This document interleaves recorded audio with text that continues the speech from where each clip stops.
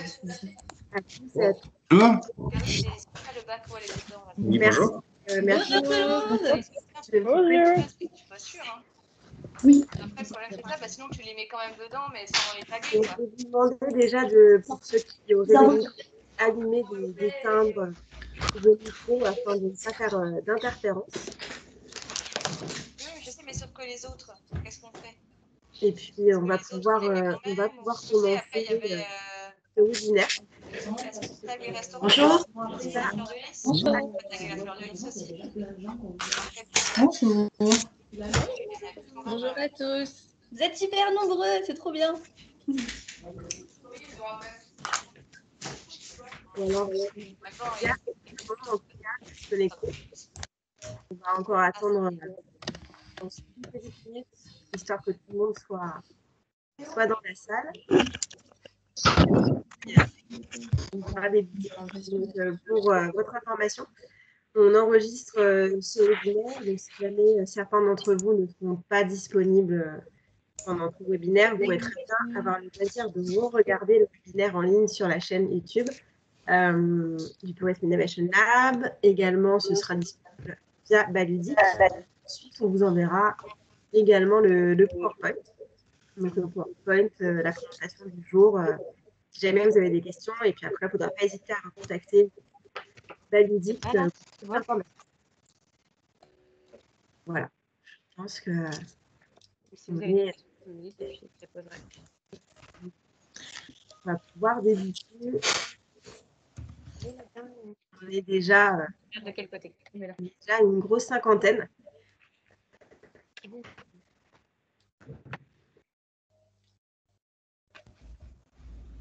Donc, je vais vous partager mon écran pour une petite présentation rapide pour introduire en fait ce webinaire. Je travaille en dev demain.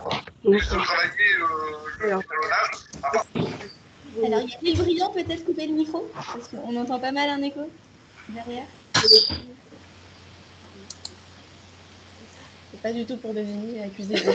On précise. Merci l'île brillant.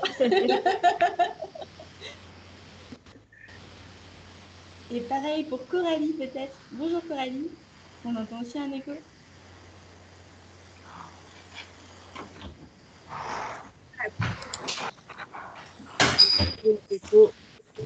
Donc, même si le son finit automatiquement chez vous, n'hésitez pas à ne pas d'interférence.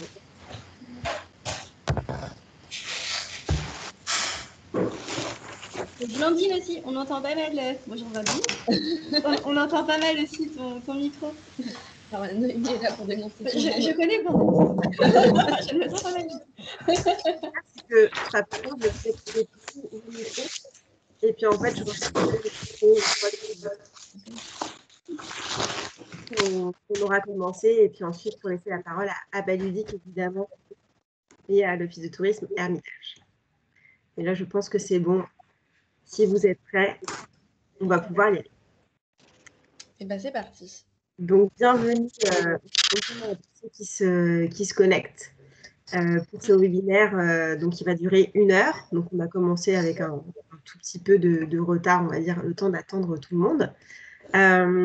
Mais aujourd'hui, donc, le TIL donc, a le plaisir, en tout cas, d'avoir à ses côtés donc, Baludic, une jeune start-up qui a déjà quelques années, qui pourra se présenter par la suite, que vous connaissez peut-être pour la plupart.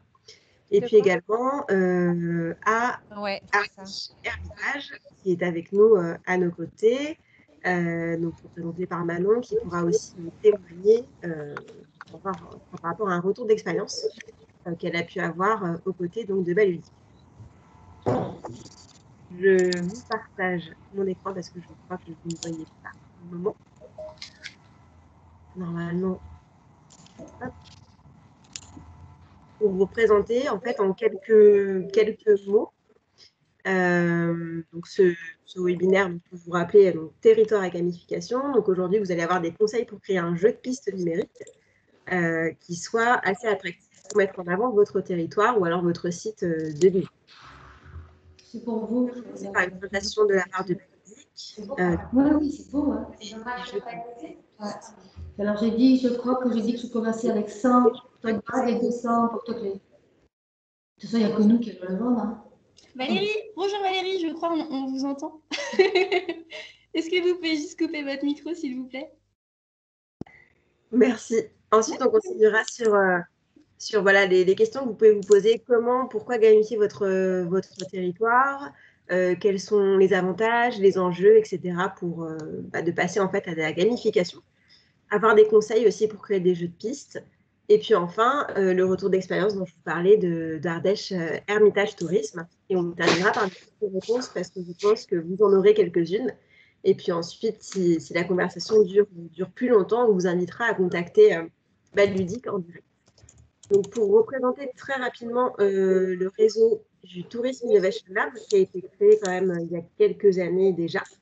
Donc, c'est un réseau d'accompagnement en tourisme qui est basé dans les Pays de la Loire et qui va en fait accompagner les startups dans la région. On est basé sur le campus de l'Estoile. Donc, l'Estoile, c'est une fac de tourisme et donc culture qui accueille voilà, plus de 3000 étudiants sur 4 campus. Et en fait, le Tourisme Innovation Lab est basé dans les locaux de l'Estoile. Mission en fait du Tourisme Innovation Lab, elles sont multiples. On va animer, donc comme aujourd'hui, on peut faire des webinaires, des workshops, des rendez-vous, des matinales dans des lieux touristiques. On va également être présent sur des salons aux côtés de nos startups. Et puis, on a un volet aussi recherche qui est très important puisqu'à l'Histoire, en fait, on travaille sur la recherche en tourisme. Donc, on va aussi essayer de valoriser cette recherche, créer du lien entre l'innovation et la recherche. On va également accompagner les startups. Donc, Baludique, on va aussi voilà, l'accompagner en donnant des conseils, en faisant des mises en relation ou autres. Et puis, on va aussi accompagner en fait plusieurs startups tous les ans via un appel à projet. Et puis ensuite, on a tous les autres volets, donc la formation, on va faire de la communication. Et puis, on travaille sur tout ce qui va être positif, mettre en avant voilà, des thématiques spécifiques qui sont également basées sur des actes de recherche spécifiques au tourisme. En 2018, on a accompagné 4 promotions sur des volets différents, de la formation, de l'incubation, de l'expérimentation. Des startups qui sont en général assez jeunes. Et puis ensuite, les startups deviennent plus matures et vont partir et s'envoler vers d'autres horizons ou être accompagnées par d'autres dispositifs suite à notre accompagnement. Donc voilà, vous avez ici quelques startups qui ont été accompagnées depuis 2018. L'an prochain, on va encore relancer un appel à projet en 2022. Donc n'hésitez pas voilà, à en parler autour de vous si jamais vous souhaitez, vous avez des contacts ou des start-upers ou des porteurs de projets qui souhaiteraient se lancer ou même des étudiants. Voilà, j'en ai fini pour la petite présentation du Tourism Innovation Lab. Vous avez mes contacts ici. Dans tous les cas, je vous ai envoyé un mail. Si vous avez des questions, n'hésitez pas à me contacter par la suite. Et puis, je vais laisser la parole désormais pour commencer donc ce webinaire, ce pourquoi vous êtes venus aujourd'hui, pourquoi vous êtes connectés, donc pour parler de la thématique territoire et gamification. Donc, Baludique, je vais vous laisser vous présenter les filles, toutes les deux, et puis ensuite, on va pouvoir, pouvoir commencer cette discussion. On va aussi partager du coup notre écran. Enfin, hop. Je partage. Hop, partager. Donc, bonjour à tous, merci d'être là. On est super contents d'être avec vous aujourd'hui. Je m'appelle Noémie, je suis la responsable commerciale de chez Baludique et ça fait 5 ans maintenant que j'accompagne les collectivités locales, offices de tourisme ou les entreprises ou les sites privés même pour les aider à créer des super dispositifs de médiation pour valoriser ce qu'ils veulent. Et je suis avec Caroline aussi aujourd'hui. Et c'est moi.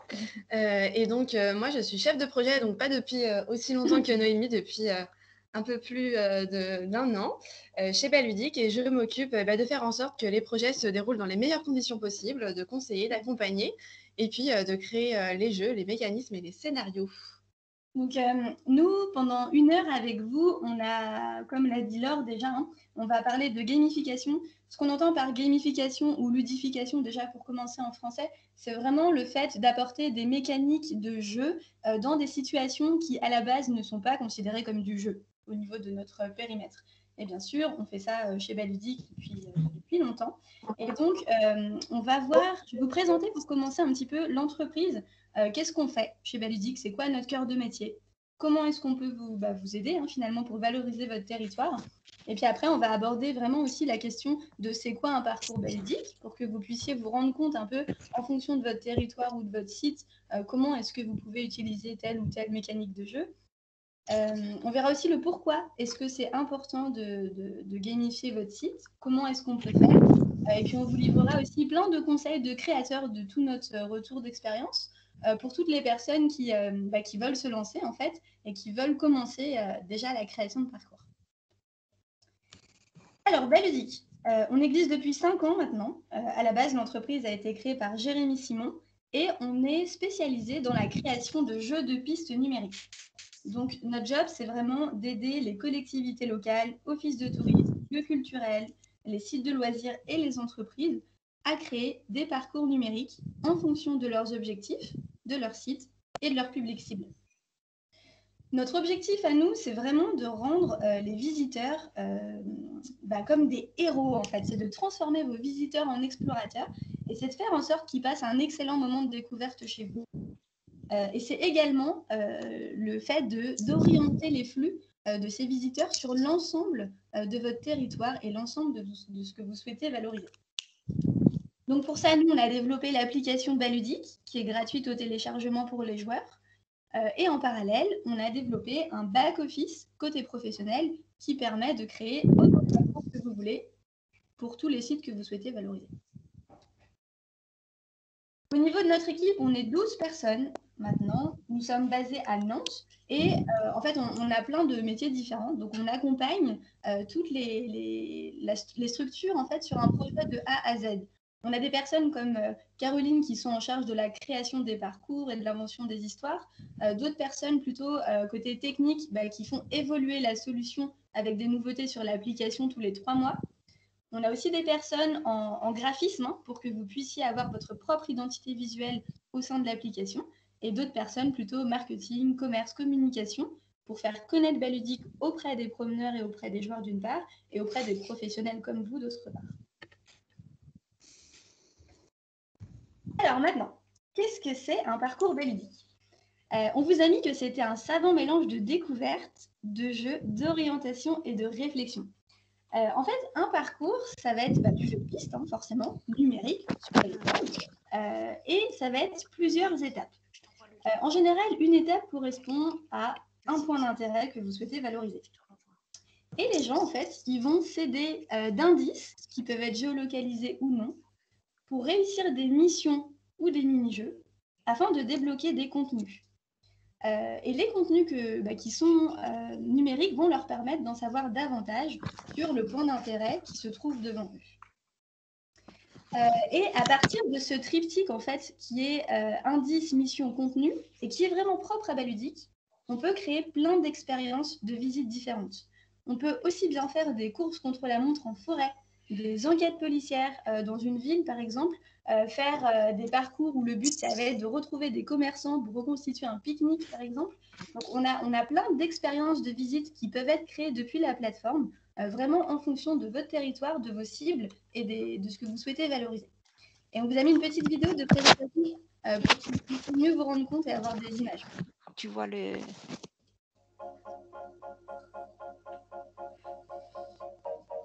C'est bon? Ou t'attends?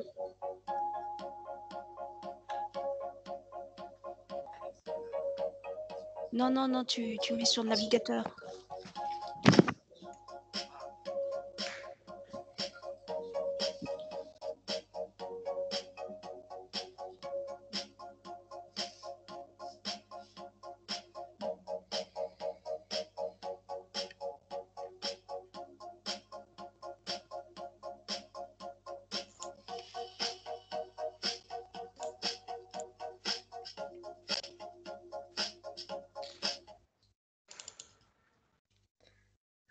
Alors, au cas où, si la vidéo c'est pas très bien affichée sur votre navigateur, vous pourrez la retrouver, hein. On vous enverra en plus par la suite toute la présentation qu'on fait.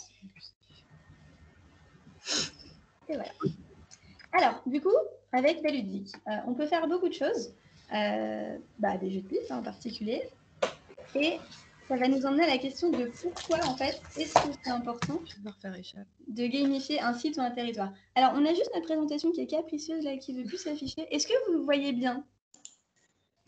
Alors là, on est encore sur qu'est-ce qu'un jeu de piste baludique. Nous aussi, on est bloqués. Ok. Et je peux même pas en sortir. Alors, j'arrête juste 2 petites secondes le partage, je suis désolée. C'est l'effet démonstration, voilà, à chaque fois que... C'est les joies de la technologie. Exactement. Quand on fait des tests avant, ça marche, et puis après, ça marche tout de suite un peu moins bien. C'est le direct, il n'y a pas de souci. Exactement, l'effet du direct. Mais sinon, ce serait pas drôle. Alors, je repartage l'écran. Normalement, c'est résolu. Désolée. Hop. Est-ce que c'est bon pour vous? Vous revoyez bien? On revoit l'écran. Donc là, il faut le mettre en... Voilà. Et là, c'est bon. Ça recommence. Pourquoi gamifier votre territoire ou votre site? Exactement. Impeccable. Et c'est souvent la question qu'on me pose, moi. La plupart du temps, les gens qui m'appellent me disent « Mais pourquoi c'est si important et surtout, qu'est-ce que ça peut m'apporter ?» Et en fait, on a vraiment plein d'avantages du fait de proposer des activités qui sont plus ludiques et de proposer des jeux de pistes numériques. Alors, le premier avantage qu'on peut vraiment vous citer, ça va être le fait de réussir à attirer un nouveau public cible. C'est très chouette de proposer un jeu de piste parce que ça vous permet de cibler des gens qui naturellement ne se seraient pas forcément orientés dans votre office de tourisme pour faire une visite guidée avec votre guide de manière traditionnelle. Donc en fait, ça va vous permettre d'attirer une nouvelle type de clientèle, des nouvelles personnes, des fois un public aussi qui est plus jeune et qui est plus féru justement d'activités un peu plus immersives. Donc c'est vraiment le premier avantage. Et pour illustrer cet avantage, vous avez ici des visuels d'un parcours que j'ai eu la chance de créer avec la ville de Montfermeil lors des Journées du patrimoine de l'année dernière. Et la ville avait pour but d'intéresser un public adolescent. On sait que ce n'est pas le public le plus facile à intéresser à l'histoire. Et on a créé donc 2 personnages qui sont en bas à droite de votre écran, qui sont les personnages de Victoire et Hugo, avec un petit clin d'œil en fait à Victor Hugo qui a décrit la ville de Montfermeil dans Les Misérables. Et le but, donc, c'était pour les adolescents d'aller rencontrer les personnages illustres de la ville de Montfermeil qui avaient un message à leur délivrer. Et ça a très bien marché. Donc, c'est vraiment un exemple que le jeu de piste numérique peut attirer des personnes qui de fait, ne seraient pas forcément venus aux Journées du patrimoine, par exemple, dans ce cas-là.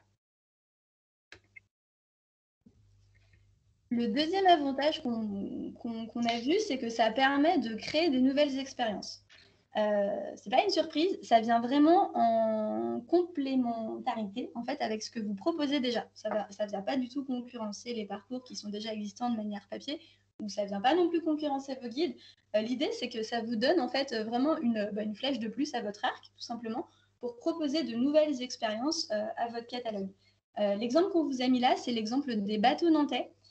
Qui ont créé un parcours pour remplacer à la base un petit peu leur ancien audio guide qui était un peu plus vieillissant. Et en fait, les passagers des bateaux vont voir sur une interface personnalisée, ça va visualiser l'itinéraire et ils vont, au fur et à mesure du parcours, découvrir les patrimoines et les châteaux qui sont situés le long de l'Erdre. Et en fait, toutes ces informations, elles viennent en complément aussi avec le guide qui raconte aussi des choses tout le long de l'expérience. Un autre avantage, ça va être le fait de capter l'intérêt des joueurs. Le fait de créer une histoire, de créer ce qu'on appelle souvent un storytelling, vous avez peut-être déjà entendu parler de ce mot, ça va faire en sorte de réussir à capter l'intention des joueurs et les plonger dans votre histoire. Et en fait, ça va leur donner un objectif, un but en fait, pour faire l'ensemble de votre parcours et pour se rendre d'un point A à un point B. Ils vont vraiment avoir envie d'y aller en fait. Et ça va vous permettre de faire en sorte qu'ils découvrent l'ensemble de votre territoire, ou du moins l'ensemble des lieux qu'ils n'auraient pas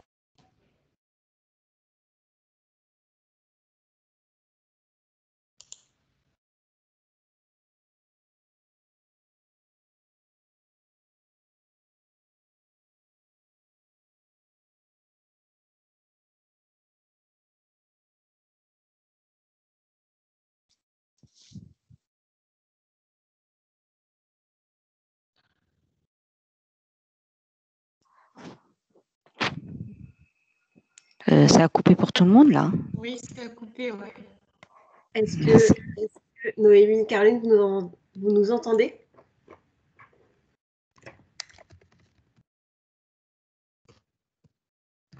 Hop. C'est bon. Est-ce que ça remarche? Oui, ça Ok. remarche. Vous vous êtes arrêté où?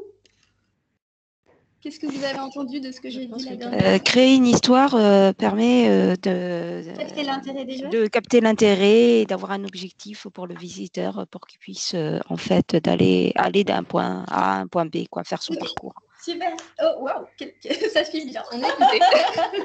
Trop bien. Alors, du coup, je disais aussi que, alors, il y a ça, capter l'intérêt des joueurs pour vraiment les immerger dans une histoire et faire en sorte qu'ils visitent l'ensemble de vos points d'intérêt ou de votre territoire.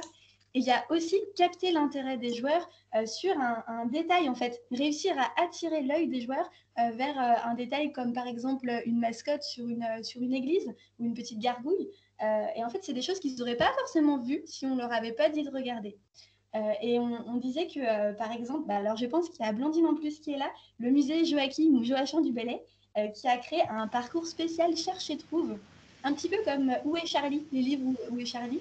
Et on a trouvé l'idée super parce que le but c'était de réussir à faire trouver dans des gravures des détails assez spécifiques pour des enfants et donc faire en sorte qu'ils ouvrent leurs yeux et qu'ils observent. Et donc ça, c'est un des gros avantages des jeux de piste. Dans les avantages, on a aussi le fait de fédérer les acteurs d'un territoire. On a souvent des personnes qui travaillent entre les différents services, entre les différentes communes, qui n'auraient pas forcément travaillé ensemble, qui ne se connaissaient peut-être même pas forcément au départ. Et ça permet de créer des belles synergies entre les différents services pour faire ce parcours et ensuite pouvoir faire en sorte que le territoire soit rempli de plein de dispositifs de jeux de piste numériques. Et là, on vous a mis l'exemple de Sud Vendée Tourisme. Coucou les filles aussi, d'ailleurs, je sais que vous êtes là. On adore en fait ce dispositif. On travaille avec Sud Vendée depuis 2017. Et on trouve que c'est super ce qu'ils ont créé parce que en fait, maintenant, il y a plus de 18 sites partenaires de mémoire qui font des parcours. Et quand on entend site partenaire, il y a vraiment office de tourisme, association de patrimoine, base de loisirs. Et en fait, chacun s'est emparé de Baludic pour pouvoir créer des parcours à leurs images propres en fonction de leur territoire. Et du coup, maintenant, il y a plus d'une quarantaine de parcours déjà disponibles dans le Sud Vendée pour les familles.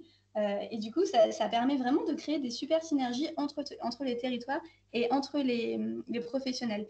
Et il faut savoir aussi que c'est trop chouette quand on voit qu'il y a des collectivités locales, des communautés de communes notamment, des fois, on a plusieurs gens qui nous ont dit, bah oui, là, ça nous a permis de travailler ensemble. Quand on voit qu'il y a des gens de la culture, d'autres un peu plus au niveau service jeunesse ou nature, qui ont collaboré ensemble pour créer un parcours, ça fait que les gens se parlent en fait et créent des belles choses ensemble. Donc ça fait des belles synergies au niveau des acteurs d'un territoire.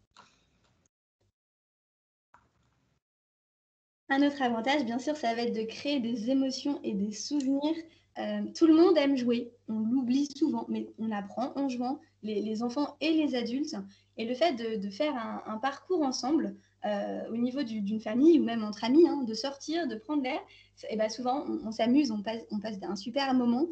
Et en fait, tous ces souvenirs-là vont être associés à votre territoire ou à votre site. Ça crée des belles expériences et quand ils penseront à vous, et ben, ils auront toujours ce souvenir de « Ah, on s'est bien amusé quand même, on a passé un bon moment ensemble ». Et ça va permettre de créer aussi un bouche-oreille positif parce qu'il est fort à parier qu'ils vont en parler au niveau de leurs amis ou de leur famille. Et potentiellement, ça peut aussi vous attirer d'autres personnes sur votre site. Donc, c'est un peu notre vocation première aussi. De nos côté joueurs, on veut vraiment faire passer un bon moment aux gens. Et on sait que les jeux de piste sont une manière de le faire.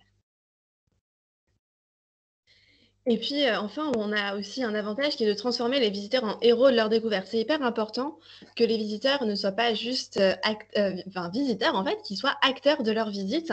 On y reviendra un peu après.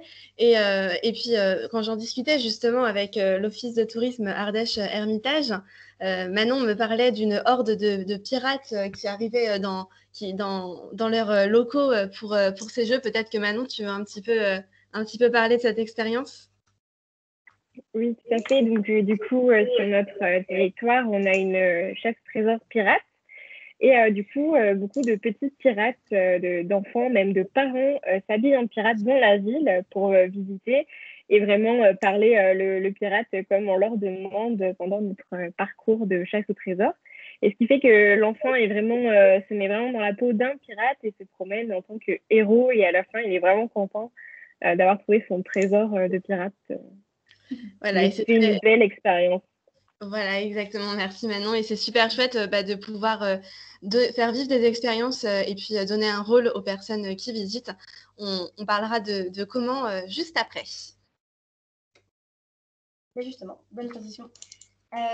Comment est-ce qu'on fait pour gamifier un territoire ou un site avec Baludic? Alors, on précise avec Baludic parce qu'il y a plein de manières de gamifier un site. Nous, c'est vraiment plutôt la partie jeu de piste numérique. Comme on vous l'a dit un petit peu en intro, c'est vraiment le fait d'apporter des mécaniques de jeu dans des situations qui ne le sont pas. La première chose à faire, ça va être de mettre en place un storytelling, une histoire. Alors, le storytelling, maintenant, je pense que vous l'entendez un peu partout. Le storytelling, c'est le fait de créer des émotions grâce à une histoire. Et puis, on parle aussi de sacré territoire dans le sens où on peut permettre de créer un dispositif global sur un territoire de différents jeux de pistes, différents parcours. Les écrans que vous avez sur la droite, ils correspondent aux écrans du Parc naturel régional de Brière, avec qui on travaille et qu'on a la chance d'accompagner. Et on a créé donc une légende, un sortilège qui s'est abattu sur la Brière. Et il s'agit d'aller retrouver des animaux qui ont été transformés en animaux fantastiques. J'en dis pas beaucoup plus, mais le but, c'est vraiment pas de créer une histoire, mais de créer votre histoire. Et ça, c'est hyper important. On reviendra beaucoup dessus, parce que si vous créez une histoire, tout le monde peut le faire. Créer votre histoire, il n'y a que vous qui pouvez le faire. L'intérêt aussi, c'est de créer des mascottes, des personnages fil rouge qui vont permettre aux visiteurs de se repérer, de connaître votre identité sur le territoire. Et là, on vous a mis 2 mascottes. La mascotte à gauche, qui est la mascotte des Gorges du Verdon, et à droite, Capucine et Colline de Loire Tourisme.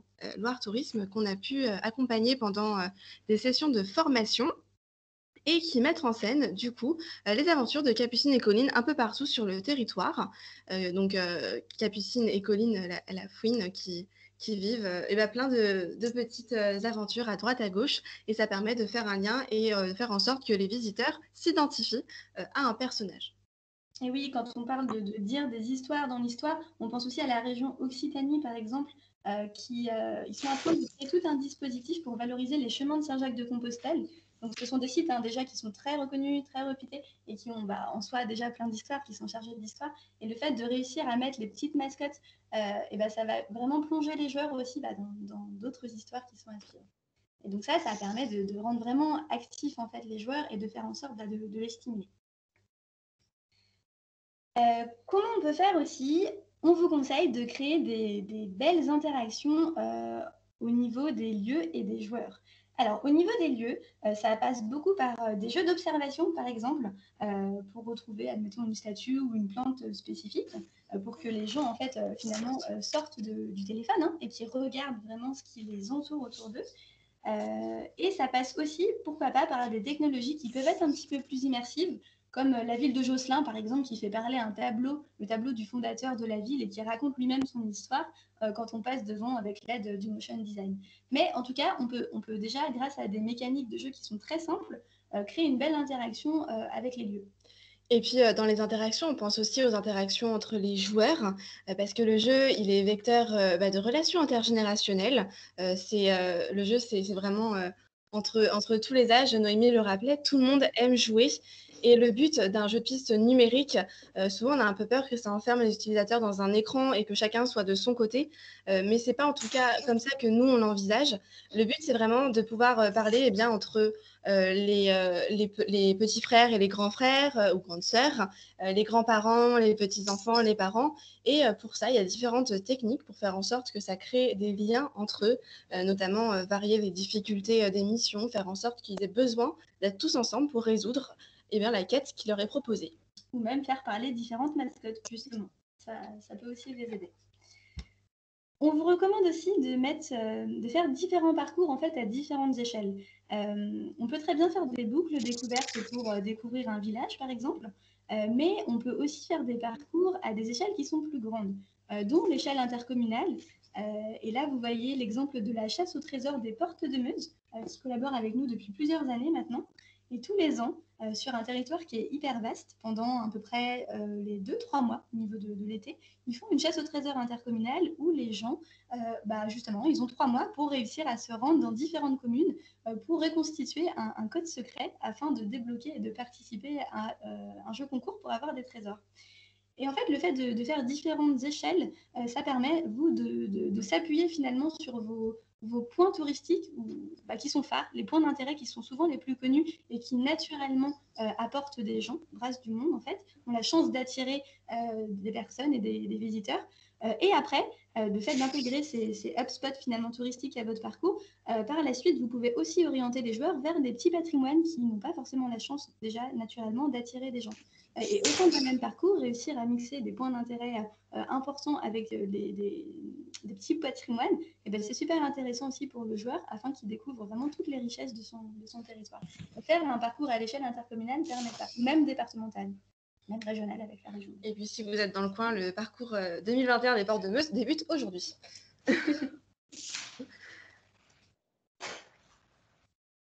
On vous recommande également de créer des jeux événementiels et des parcours événementiels. On connaît beaucoup Belludic pour le côté parcours de découverte patrimoine, donc c'est des parcours qui vont rester à l'année, mais on fait aussi des parcours événementiels, et vous aussi, et c'est hyper intéressant de faire de surfer en fait sur l'événementiel. La prochaine échéance pour vous, ça sera certainement les Journées européennes du patrimoine. On peut aussi penser à Halloween, parce qu'on a déjà des collectivités maintenant qui nous appellent pour Halloween. Et en fait, le fait de faire un parcours événementiel, naturellement, ça va capter des gens très facilement parce qu'ils sont déjà intéressés par l'événementiel. On vous a mis Charlie, par exemple, qui est une chasse de Pâques. Finalement, il y a les familles qui le font facilement parce qu'ils veulent tous manger du chocolat, vu que tout le monde aime ça. Et donc, de base, en fait, c'est facile de toucher des gens quand on surfe un peu sur de l'événementiel. Et c'est chouette parce que quand les personnes ont déjà fait un parcours événementiel, la plupart du temps, ils ont adoré. Et après, ils vont regarder quels sont les autres parcours, les autres jeux de piste qui sont proposés par la destination. Et donc, nous, on se rend compte qu'il y a toujours des synergies qui sont faites entre les personnes qui, à la base, font un parcours qui est plutôt jeu, donc une chasse aux œufs de Pâques, par exemple, et puis après, par la suite, qui vont faire un parcours un peu plus historique ou de découverte. Et donc, pour les créateurs qui ont déjà des parcours qui sont mis en place depuis quelques années, ça permet aussi de faire un autre coup de communication en fait, pour faire connaître votre dispositif. Et donc, voilà, ça vous permet d'avoir une audience qui est beaucoup plus large. Et puis, je finirai cette partie par le fait d'intégrer les locaux au projet. Les locaux, on pense à deux types de personnes locales, à la fois les habitants, qui sont les meilleurs ambassadeurs de votre territoire. Et donc, il ne faut pas hésiter à les impliquer à différents niveaux dans la création de vos jeux, de ce dispositif-là, parce qu'après, tout simplement, ils pourront vous apporter leurs connaissances, mais aussi le bouche à oreille dont parlait Noémie tout à l'heure, pour faire une communication naturelle auprès d'autres populations locales et puis la population touristique aussi, pourquoi pas. Et puis dans les locaux, je pensais aussi aux commerçants. C'est hyper important, surtout en ce moment, où les commerçants, on peut les intégrer encore une fois à différents niveaux. On peut les intégrer en partenariat, par exemple, en récompense à la fin d'un parcours, ou bien comme partie intégrante du jeu. Et les scolaires aussi, on n'y pense pas, mais c'est super intéressant de faire tester des parcours, surtout quand ils sont faits pour les familles, à un public un peu plus scolaire, à une classe, ça leur fait une sortie, et ça vous permet vraiment d'avoir les retours en live en fait des jeunes joueurs. Et en général, les scolaires, il n'y a pas trop de filtres, donc on sait aussi à quoi s'attendre. Et puis on arrive sur nos conseils de créateurs. Donc on vous a recontextualisé tout ça. Et il est important d'avoir quelques petits tips pour réussir à construire de beaux parcours numériques. Alors, ce sont des tips qui sont relatifs au format numérique des parcours, mais c'est important de les avoir en tête aussi globalement si vous souhaitez créer des scénarios. Le premier, ça va être de se poser les bonnes questions. On va passer un petit peu sur de l'architecture. Alors, pour l'instant, vous allez vite comprendre pourquoi je parle d'architecture. Quand on crée un bâtiment, on a des bonnes fondations. On essaye de faire en sorte que tout soit bien ancré, que les bases soient solides. Et ben, c'est la même façon de faire quand on crée des scénarios. C'est-à-dire que c'est important de définir le terrain de jeu, comme on choisit un bon terrain pour planter un bâtiment, il faut savoir où est-ce qu'on souhaite, à quelle échelle on souhaite faire ce jeu. Est-ce que c'est une échelle communale, intercommunale? On en a un peu parlé. Quel point d'intérêt on veut mettre en avant? Et puis, pour qui? Le public cible, c'est important parce qu'on ne parle pas de la même manière à des enfants, à des adolescents, à des familles, à des personnes un peu plus, on va dire, âgées. Et forcément, le jeu et les mécanismes de jeu qu'on va proposer ne seront pas les mêmes. Donc, si on sait où on va moins se tromper et faire des allers-retours entre nos différentes idées. C'est aussi important de définir l'univers. Quel univers vous souhaitez mettre en place? Est-ce que vous souhaitez mettre en place un univers plutôt merveilleux, fantastique, un univers plutôt réaliste? Voilà, comment vous souhaitez faire en sorte de mettre en avant votre patrimoine et vos points d'intérêt? Et puis enfin, on parlait des émotions. Quelle émotion vous souhaitez susciter chez les visiteurs? Avec quoi vous souhaitez qu'ils repartent?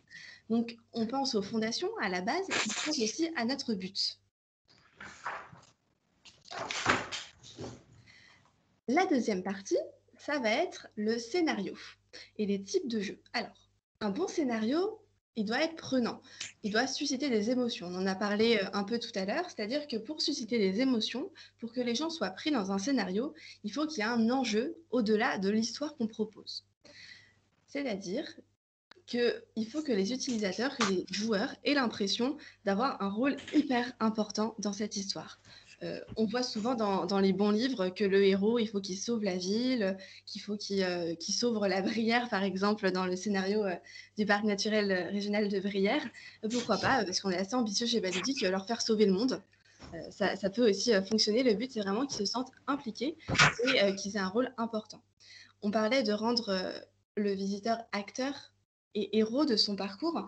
C'est comme ça, justement, que ça passe par un bon enjeu. Un scénario, il ne faut pas qu'il soit trop complexe. C'est important qu'on puisse avoir des péripéties, mais pas non plus des rebondissements partout, pour que le visiteur il sache se retrouver dans ce que vous souhaitez présenter et qu'il ne passe pas non plus à côté de ce que vous souhaitez lui transmettre. Le jeu, il est là aussi pour lui transmettre des choses. Et puis, il y a différents mécanismes, différents types de jeux qui existent, qu'on peut varier de manière infinie avec différents types de narration. Il y a des jeux de type enquête, par exemple, qui consistent à retrouver différents indices pour résoudre quelque chose à la fin. Ça peut être résoudre un meurtre, ça peut être quelque chose de aussi plus gai, ça peut être le fait de retrouver un manuel, un manuscrit disparu. Voilà, il y a pas mal de choses possibles. Et puis, et ça, c'est quelque chose qui marche très bien pour les publics adolescents, par exemple, enfants, en fonction aussi des missions qu'on propose à l'intérieur. On a aussi le fait de reconstituer un tout. Ça permet de réussir à avoir à chaque étape quelque chose qui permet, un peu comme un puzzle, de constituer l'étape finale. On peut imaginer, par exemple, un petit garçon qui a perdu sa valise et tout s'est un peu éparpillé dans la ville. Et à chaque étape, il faudrait retrouver un élément. Et ça, quand on commence à créer des jeux de pistes numériques, c'est quelque chose qui est assez facilement mettable en place et qui marche très bien. Et tout ce qu'on vous dit là, au niveau des scénarios, des types de jeux, etc., en fait, depuis la plateforme de Baludic, depuis le back-office, vous avez plein de fonctionnalités qui peuvent être activées. Et nous, on vous recommande de toujours varier les missions, justement, pour garder l'intérêt des joueurs. Et donc, tout ce qu'on peut citer, en fait, c'est déjà réalisable depuis le back-office. Exactement. Et puis, on peut aussi avoir le fait de créer un personnage guide, on parlait des mascottes, qui va en fait prendre le joueur par la main et le faire venir dans son histoire pour l'intégrer dans une quête un peu plus large. Et puis, pourquoi pas aussi les chasses au trésor, le système de la carotte au bout, ça marche toujours très bien. Aller retrouver quelque chose à gagner à la fin en physique ou en numérique, à l'office de tourisme, à la mairie ou chez des commerçants, ça marche très bien. Et tout ça, on peut l'étoffer avec l'histoire que vous allez créer, la légende que vous allez créer.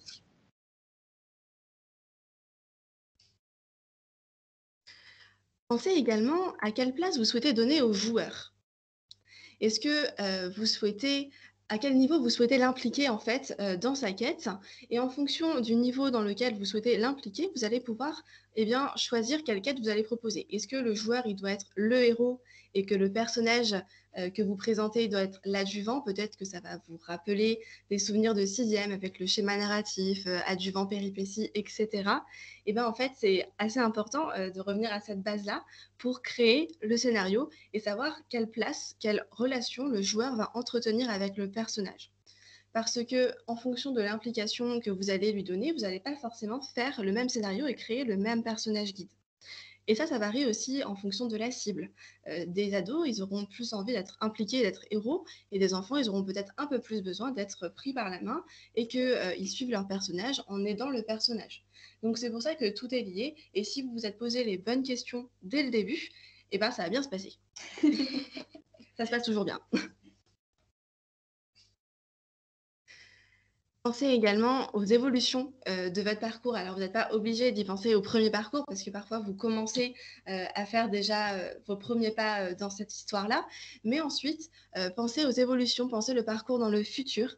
Est-ce que vous souhaitez que le parcours soit intégré dans quelque chose de plus large sur le territoire, un réseau de parcours en lien peut-être, ou que les parcours soient déconnectés les uns des autres? Il n'y a pas forcément de bonne réponse, c'est une stratégie à avoir. La saga de territoire, on en parlait tout à l'heure. Est-ce que vous souhaitez que les parcours se répondent? Voilà, ça, c'est des choses qu'il faut avoir un petit peu en tête à un moment donné, et bien pour envisager son dispositif et la communication qu'on va aussi faire autour de ce dispositif. L'outil Baludique, il permet assez facilement de modifier, d'agrémenter et puis de faire évoluer en fait le parcours. Donc faites-le vivre. Ne laissez pas mourir les jeux de pistes que vous créez, tout simplement parce qu'il y a des évolutions dans les mentalités, dans la technologie, et puis en fonction des retours peut-être que vous allez avoir, des nouvelles idées que vous allez avoir. N'hésitez pas à le faire vivre. Un bon parcours, un parcours qui fonctionne sur le long terme, c'est un parcours qui a du vécu. Et enfin, un petit tips que j'aimerais vous partager parce que ça peut vous permettre de créer une autre forme d'événementiel et puis de la récurrence aussi sur votre territoire, c'est pourquoi pas d'ajouter une étape saisonnière. Vous pouvez intégrer à vos jeux de pistes numériques une étape, par exemple à Noël, Halloween, Pâques, qui soit une étape bonus, ou peut-être qu'on peut avoir un indice supplémentaire par rapport à la quête ou par rapport à un parcours que vous allez créer pour faire un teasing. Ça permet de créer de l'événementiel, de créer de la récurrence. Et on sait que l'événementiel, c'est quelque chose qui attire beaucoup, beaucoup, beaucoup. On aime bien, dans les générations qui arrivent, l'inédit. On aime bien quelque chose du domaine de l'expérientiel. Et ça peut permettre, du coup, de faire ceci. Et même pour récompenser d'ailleurs les joueurs qui ont été jusqu'au bout de tout votre dispositif, on est en train de travailler sur une fonctionnalité là qui permet aussi de faire des parcours bonus. Et donc, en fait, les gens qui ont terminé vos 2 ou 3 parcours disponibles, seules ces personnes-là pourraient avoir accès, pourquoi pas, à un parcours, un tout nouveau parcours, en fait, qui serait un peu, par exemple, les bons plans et les secrets qui seraient livrés par des gens de l'Office de tourisme. Pourquoi pas? Voilà, donc effectivement, on revient au système de la carotte, qui fonctionne toujours très très bien. Et puis, intégrer tout ça, encore une fois, à votre campagne de communication pour faire connaître votre territoire, parce que les jeux de pistes permettent de faire connaître, mais aussi de communiquer vos valeurs. Je parlais également de tester et faire tester. J'insiste sur le faire tester parce que souvent, quand on fait un parcours, eh bien, on a tellement le nez dedans qu'on ne voit plus forcément les choses évidentes. On parlait d'impliquer les locaux. Ça peut être l'occasion de les impliquer dans ces parcours-là pour qu'ils fassent leur retour de personnes habitant sur le territoire et qui se sentent impliqués dans ce dispositif. De faire tester à votre public cible aussi. Si vous visez des familles, recrutez des familles autour de vous et faites-leur tester le parcours que vous faites. Et puis, de vérifier aussi la cohérence avec les lieux. On parlait de créer des interactions sur les lieux. Pendant les tests de terrain, vous allez pouvoir voir si effectivement ce que vous proposez fonctionne, match avec le lieu que vous présentez. Par exemple, si vous avez un scénario où il faut retrouver une feuille manuscrite pour avancer et que vous demandez de compter le nombre de colonnes à des utilisateurs et que ça n'a pas de lien avec le scénario, vous risquez de les perdre. Alors, ça permet de vérifier cette cohérence-là. Et parfois, c'est des choses qu'on voit qu'en allant sur le terrain et ce n'est pas encore trop tard pour le corriger. Et puis, si ça va à tout le monde, je vais passer à la dernière partie qui est la technique du mood board. Peut-être que vous le connaissez. Mood board, littéralement tableau d'humeur, mood, humeur, board, tableau. Finalement, c'est une forme de brainstorming visuel. ça permet de créer visuellement l'univers que vous souhaitez transmettre. Souvent, on a des créateurs qui, au départ, sont un petit peu inquiets de ne pas savoir comment ils vont faire. Et en fait, repartez à la base. Repartez à comment vous imaginez votre parcours. Moi, souvent, je pose la question, quand vous pensez à votre parcours, est-ce que vous pensez plutôt à la couleur violette ou à la couleur verte? Alors souvent, on me regarde un peu bizarrement, mais en fait, c'est assez parlant parce que le violet, c'est souvent le symbole plus du fantastique, du merveilleux, et le vert plus du réalisme. Et ça permet de voir vers quel type de scénario ils souhaitent s'orienter. Et un mood board, initialement, en fait, on met une feuille sur la table, on prend des images, des crayons, des mots, et puis on note tout ce qui nous vient à l'esprit, tout ce qui nous parle par rapport au territoire et à l'univers qu'on souhaite créer. Et de manière assez naturelle vont émerger des idées de personnages, des idées de scénarios, des idées de mécanismes. En fait, c'est quelque chose qui est assez sympa. On parlait aussi de créer du lien entre les différents acteurs. N'hésitez pas à le faire ensemble parce que c'est un bon moment créatif et ça vous permet de repartir sur les bonnes bases pour créer ensuite le meilleur jeu qui soit encore une fois votre histoire.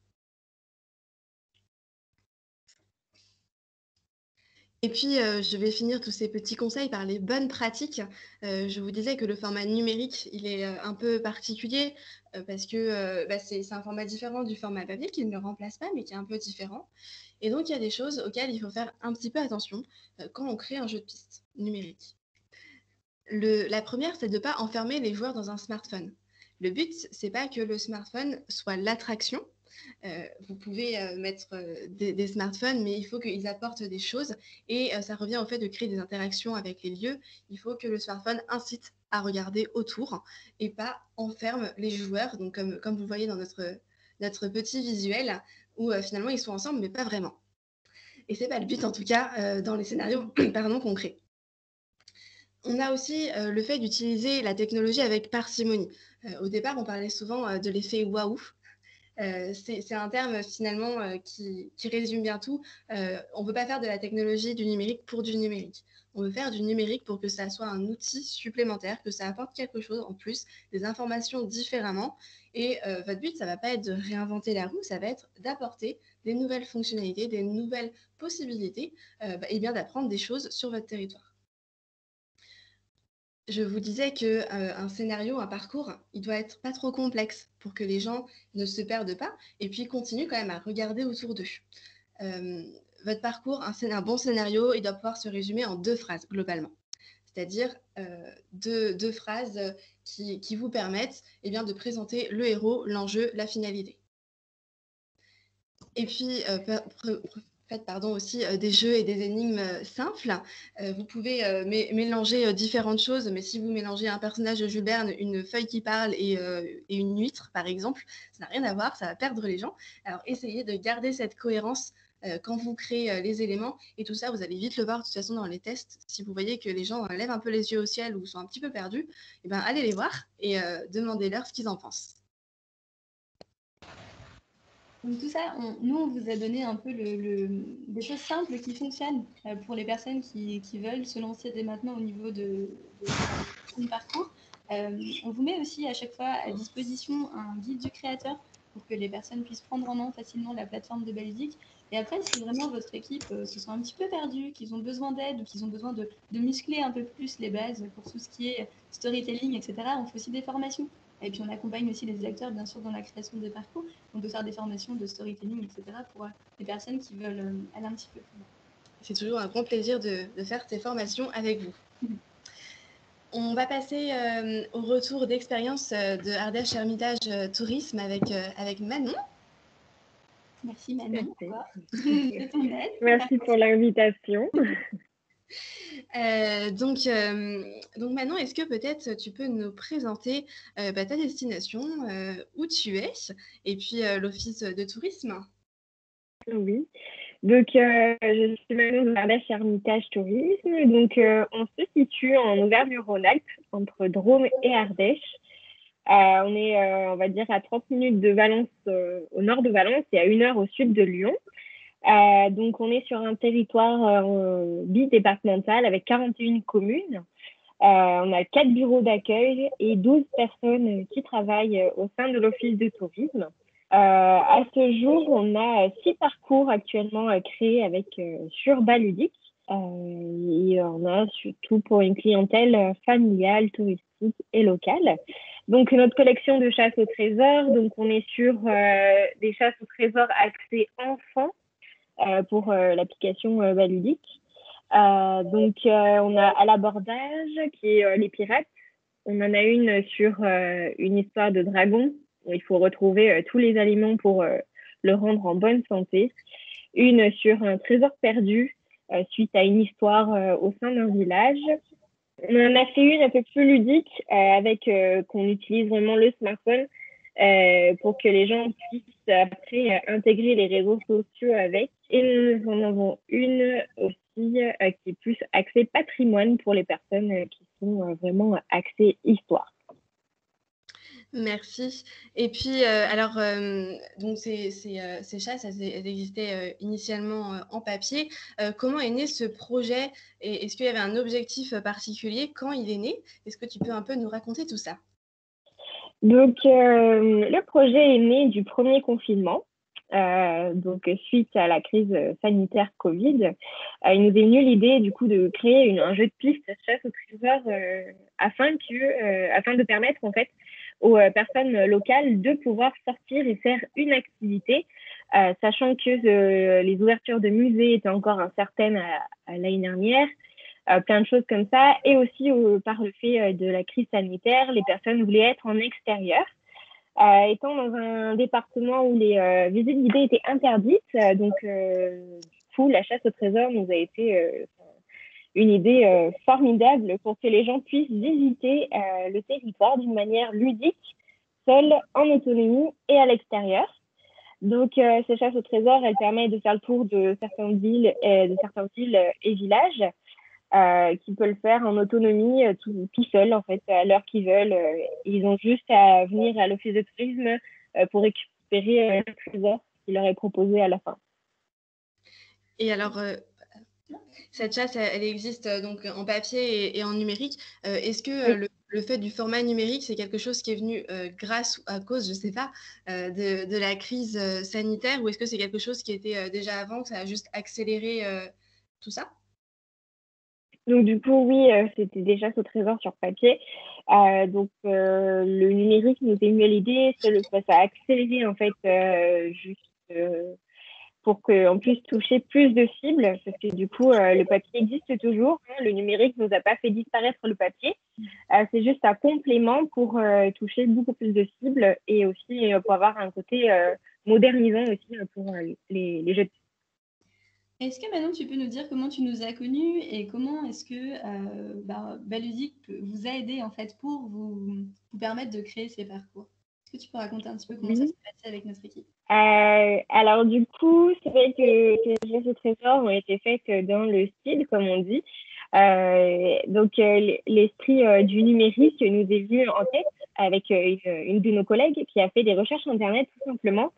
Donc on a choisi Baludic avec son image qui est quand même dynamique et jeune et qui correspondait aussi à nos attentes.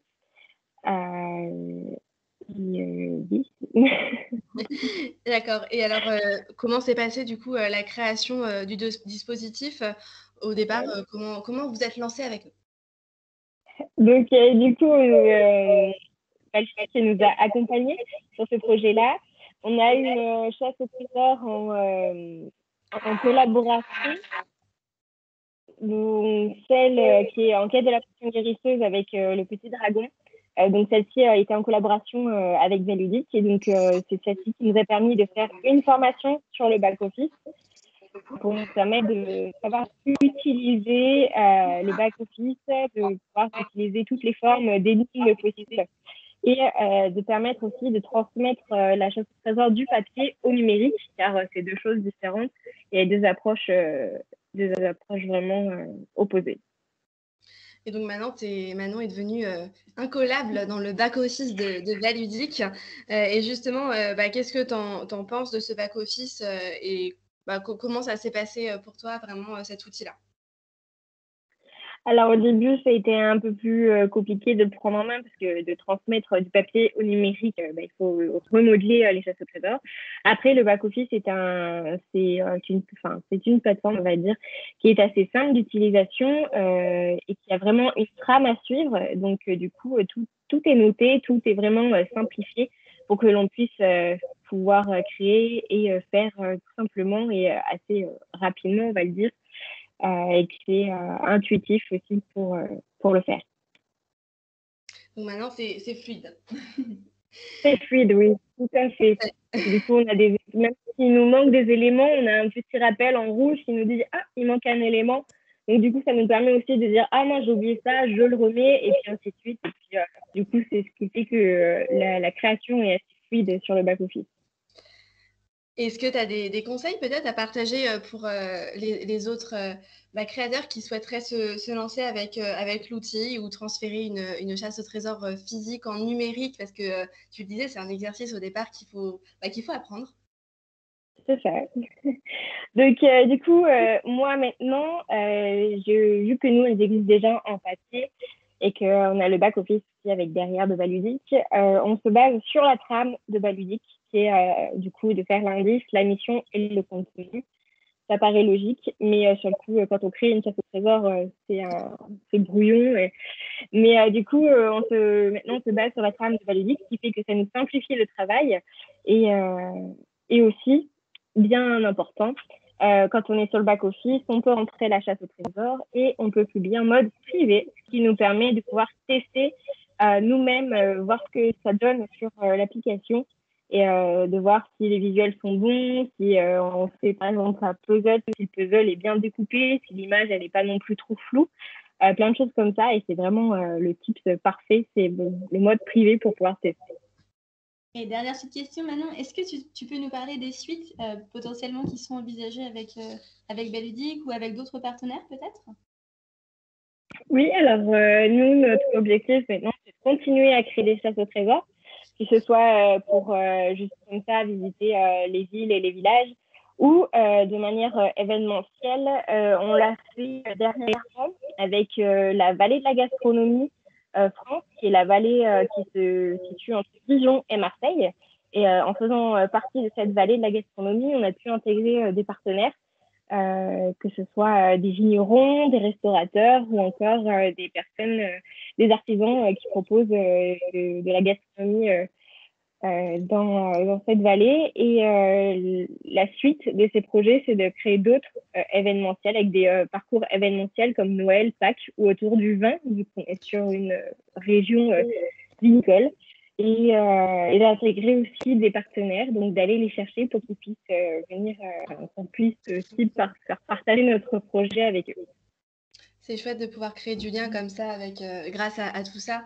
Effectivement, vous nous racontiez que vous aviez fait des partenariats pour différents éléments pour l'utiliser dans le côté événementiel. Donc, c'est vraiment sympa de voir que tout ça est mis en application plus concrètement que la théorie qu'on vous a partagée tout à l'heure. Et merci Manon, du coup, c'est fini pour nous. Je pense qu'on a terminé. Est-ce que vous avez des questions? On vous enverra tout le document. On pourrait encore en parler longtemps. Oui, bonjour. Après, je crois que ça fait 1 heure, c'est bon. J'ai une question donc, pour Manon par rapport à sa cible. Alors, est-ce que sa cible est la création en fait de parcours d'expérience? Ce sont les visiteurs qui arrivent en fait sur le territoire et c'est vraiment pour leur proposer une expérience pour mieux connaître le territoire, ou alors c'est également en fait dans un objectif de promotion, donc d'attirer les visiteurs vers un territoire avec une expérience. On est plus sur une découverte de territoire, c'est une promotion de territoire. Dans un premier temps, on l'avait vraiment créé aussi pour les locaux, pour qu'ils puissent redécouvrir leur ville, parce qu'on est local, mais généralement, on ne visite pas les environs. Et du coup, et après, c'est plus un moment de découverte pour la clientèle touristique qui arrive sur le secteur. On ne fait pas vraiment de promotion à travers ces chasses au trésor. D'accord, c'est très clair. Merci beaucoup. N'hésitez pas, si vous avez d'autres questions, à lever la main. et allumer votre caméra si vous souhaitez. Oui, Aurélie.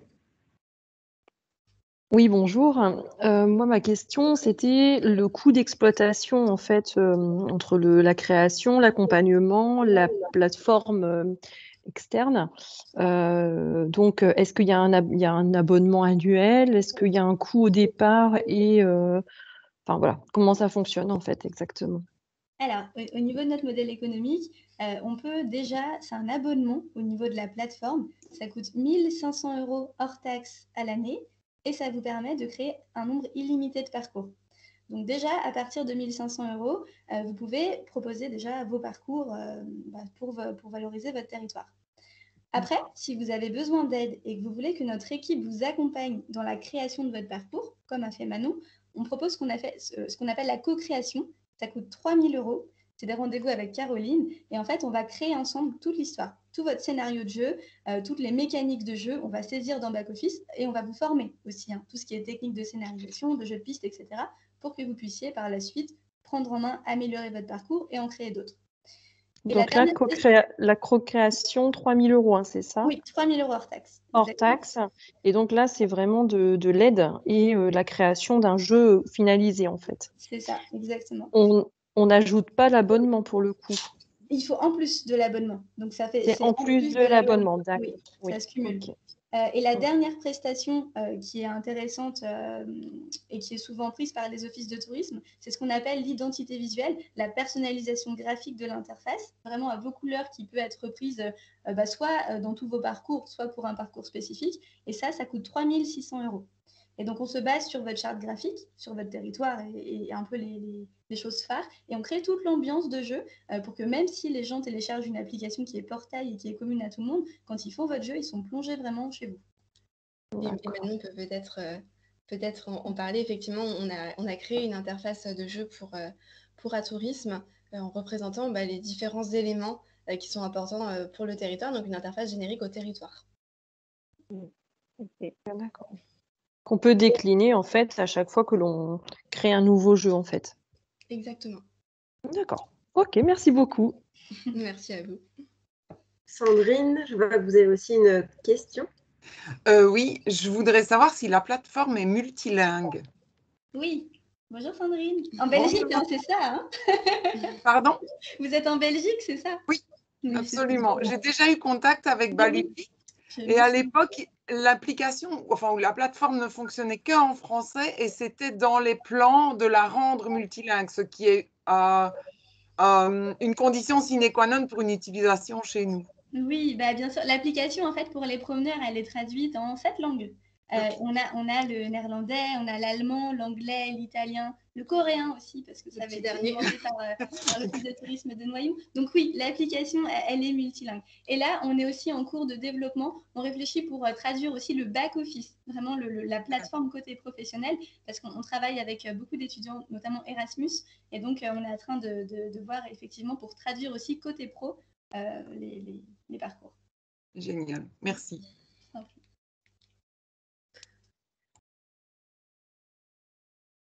N'hésitez pas, on a encore un tout petit peu de temps pour des dernières questions.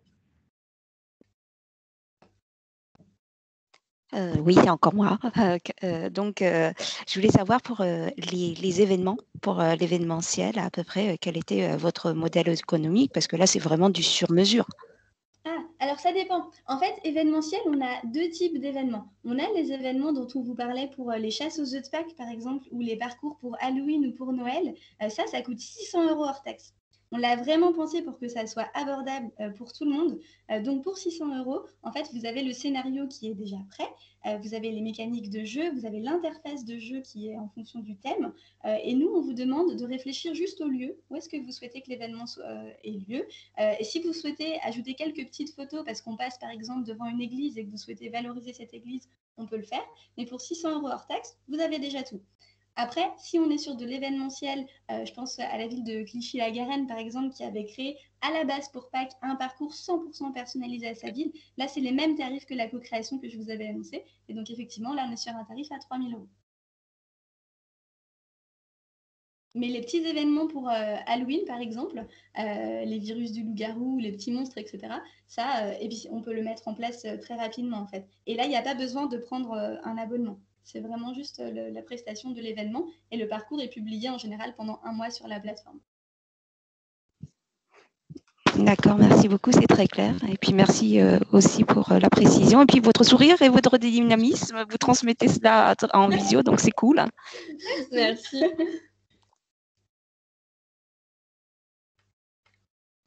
On peut prendre une dernière question si vous souhaitez.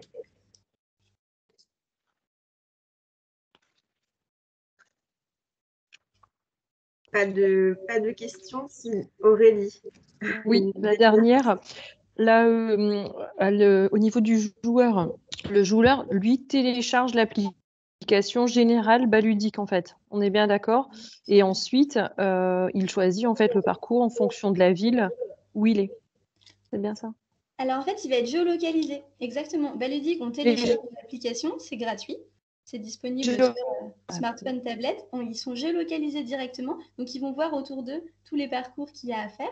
Et après, vous avez aussi la possibilité de faire des renvois en général sur vos affiches de communication. On peut mettre le QR code de votre parcours et les gens vont le flasher directement depuis l'appli pour aussi faire un renvoi directement, par exemple, soit sur l'ensemble des parcours que vous proposez, soit sur un parcours spécifique. Et c'est connexion Internet obligatoire en 3G, 4G ou 5G ou... Alors, juste pour 6G. télécharger l'application... Pas encore, mais bientôt peut-être. En fait, Internet, c'est obligatoire pour télécharger l'application et pour précharger votre parcours. Alors, on a voulu faire ça parce que ça nous permet d'avoir accès à plein de fonctionnalités du téléphone. Mais par contre, une fois que le parcours est installé sur le téléphone, tout fonctionne sans connexion Internet. On est en mode hors ligne. Et donc, les gens sont quand même géolocalisés. Ils peuvent faire tout le parcours sans utiliser leurs données mobiles. Plutôt pratique quand ça passe mal. Ouais, c'est clair. Et ça arrive souvent. Oui. Ok. Super, merci beaucoup. Je vous en prie. Et après, si vous avez d'autres questions, n'hésitez pas. Vous allez avoir nos contacts de toute façon. On vous envoie la présentation qu'on a faite, comme ça pour ceux qui veulent avoir un petit support pour se lancer dans les parcours. Et à la fin, vous avez nos adresses mail. Donc, si vous avez d'autres questions, on est disponible pour vous. Merci beaucoup du coup pour cette présentation et surtout pour toutes les personnes qui sont connectées, qui ont pu poser leurs questions et échanger. Merci aussi à Manon qui a pu témoigner et qui vous a donné envie, en tout cas je l'espère, de vous lancer dans l'aventure Baludique pour créer des nouveaux parcours, en recréer pour ceux qui en auraient déjà. Voilà, donc on va vous envoyer, comme l'a dit aussi Noémie, de la présentation PowerPoint. Et puis, ceux qui n'auraient pas pu être présents depuis le début, n'hésitez pas aussi à vous connecter. On vous enverra le lien de l'enregistrement du webinaire. Donc, merci beaucoup. Et puis, surtout, n'hésitez pas à contacter Baludique si besoin, ou même Ardèche Hermitage si vous avez d'autres questions. Ou aller en Ardèche pour aller visiter tout ça. Télécharger l'application également Baludique qui donc est très, très, très simple à voir. Vous avez énormément de parcours aussi à tester. Donc voilà, n'hésitez pas à le faire également. Et on vous souhaite une très, très bonne journée. Merci beaucoup. Merci à tous. Bonne journée. Bonne journée.